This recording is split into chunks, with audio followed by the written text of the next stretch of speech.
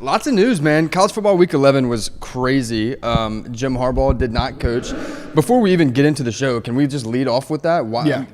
That is one of the craziest things I've ever seen. Let this guy get on the plane, go into Happy Valley, ready to take on a top 10 opponent, and literally can't even know. Like, does not know that he is suspended because the Big Ten is cowards. Correct. And Tony Petitti, with the way he went about that when the NCAA said they weren't going to suspend him, they were just going to wait for that situation to play out, gain all the evidence, and then go on.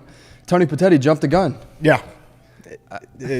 I don't get it, personally. I didn't pay attention too much after it. I just couldn't get past the post-game press conference interview situation. You swear he died. Yeah. Like Jim Harbaugh died going in the, like at the end of that game. But it was, I mean, they showed up. I guess we can say they played somebody now, which is unfortunate. I'm a big anti-opponent of Michigan, but Penn State's bad. Maybe it is the coach. I hate to bring that up because you said it wasn't the coach, but in the last ranked 20 games, I think he's 3-17. Yeah. So at what point do you try and figure it out? And so I hear you, right? But then I have to fall back to the point I made last week that he's only been favored in one of those games. So is he overrated, or is he just rated perfectly where he is as a really good, not elite coach? Yeah. And I think that's where he falls. Yeah. Look, he was only favored in one of those games, and he won it. Yeah. So I think he is like perfectly rated by Vegas. I don't think he's an elite coach. I think Penn State has all the tools to be an elite team.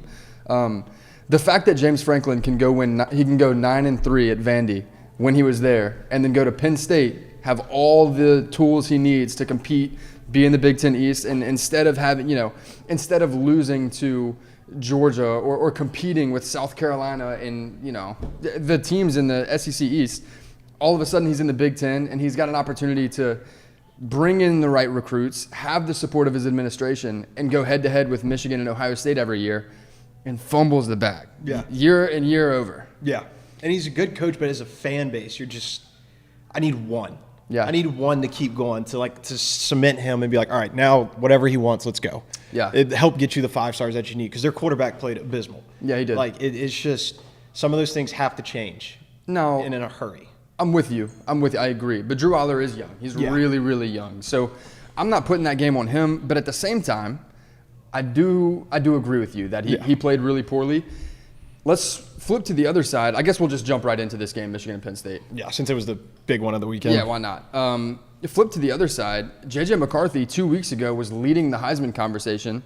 And I understand Jim Harbaugh wasn't on sidelines coaching this game. But you can't have a guy leading – you can't have a guy leading the Heisman conversation and then the coach not trust him to throw more than 8 passes in a game versus a top 10 opponent. That was one of the craziest things I've seen. Yeah, didn't run it in the second half. Yeah.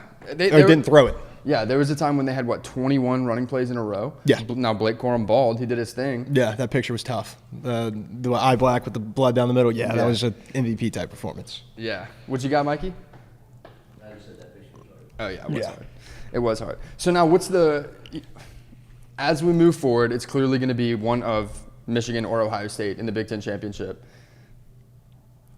Do they both find a way in? I don't think they can. No. I don't think they can. You can't. You have too many, looking at it right now, big picture, you have too many one-loss teams that should get that spot from other conferences. So let them duke it out in the biggest rivalry in all of college football, in my opinion, and take the winner. Mm-hmm. We got a guy in the comments. Zach Anderson asked, who is worse in big games, Lane Kiffin or James Franklin? Ooh. I'm going to go James Franklin. I am too. Just because he might get more exposure to him. He has 2 every year. Lane, it's like always, they're like mid-ranked, and LSU's either mid-ranked or high-ranked, and the same with the Georgia was just this year, but yeah, he's never favored. That's also the thing, though, with your James Franklin argument. He's never favored in any of the games. Yeah. Maybe this year, I think he was at LSU. That's because LSU already had 1 loss on the road, so maybe. Mm-hmm. But I would still go with James Franklin as well. I'm going to go with James Franklin, but I don't know how I feel about this comparison because the only big games that James Franklin ever really plays in outside of the New Year's Six Bowl that he dominated in last year is Ohio State and Michigan every season. And so that's tough to compare to because, his team isn't built to compete well. The roster is not all the way there to compete with Michigan and Ohio State every year. So I think those are games that he, is always – he's always the dog in those games. So it's unfair to say that he's horrible in big games when that's the case, when he's literally not favored in any of them. Whereas Lane Kiffin, this year against LSU, he was not favored. He was the dog and found a way to win that game. Yeah. Historically, I think it's pretty even, though. I agree.